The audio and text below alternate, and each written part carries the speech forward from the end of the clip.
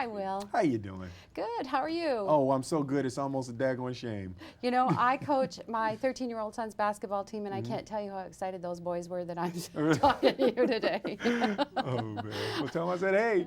They want me to bring you home. Is that okay? Tell me about Robert. Robert Clayton Dean.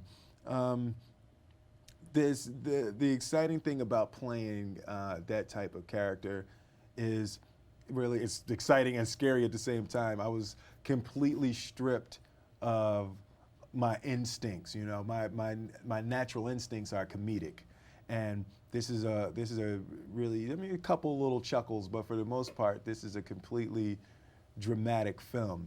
And you know, playing opposite Gene Hackman and John Voight, you know, it was intriguing to me to see if I could play this type of character, you know, and to be able to essentially say to my audience, come see me act, come see me stand toe to toe with a couple Oscar winners. Well, I think you, like Tom Hanks, are successful in making people laugh and cry. But on set, Regina tells me you cracked everybody up a lot. Can you tell me about some of the practical jokes you played on Tony Scott? Well, I don't know if any of this, basically rated TVG here, right? So I don't know. It's all right. I don't know how many of them. No, you know what? Tony Scott is really like just a man's man. Tony Scott is really hardcore. You know, he's a mountain climber. He's you know, a soccer player. You know, so he's one of those kind of hard guys. And it was 30 degrees in DC, and he's wearing shorts. He was coming out wearing shorts. So you know, it was important to me to make it clear to him that, you know, you don't wear shorts. I mean, I know he's from London, it's cold, but you can't wear shorts back east, you know. So I sprinkled a little cool water on his legs out there in that 30 degrees so he could see what it would feel like, and the little icicles started to freeze on his leg. Oh, gee, that's good.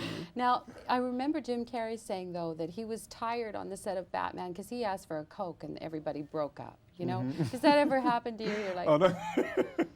No, well, you know, fortunately, this film is a more dramatic film, you know, so there were a lot of scenes where I was so petrified about to sit across the table from Gene Hackman.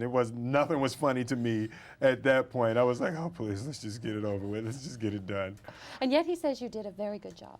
No, you know what? The first day, the first scene, we sat down and we did our first scene, and he leans across the table to me and he says, hey, kid, that was really good.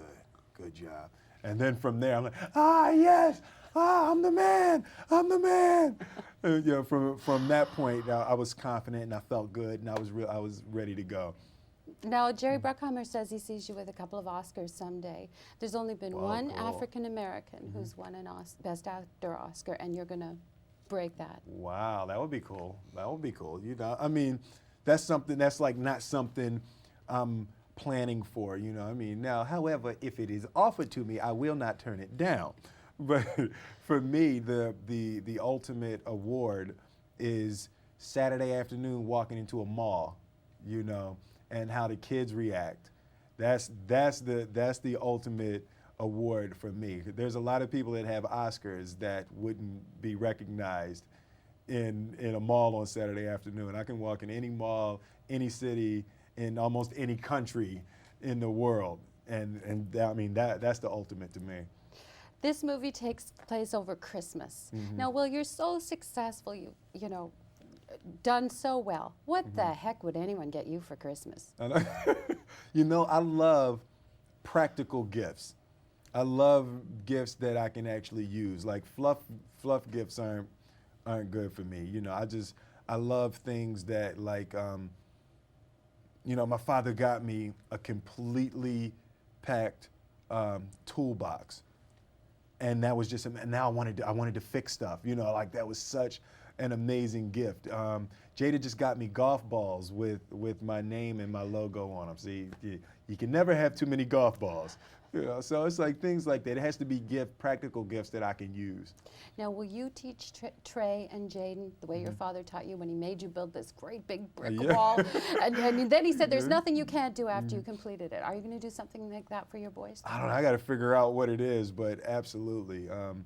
I was raised in a really military household. You know, we had hospital corners on the end of our beds, and the, you know, shoes lined up, the whole deal. So I'm going to be that type of dad. Good for you. Pleasure meeting you. Thank you. You too.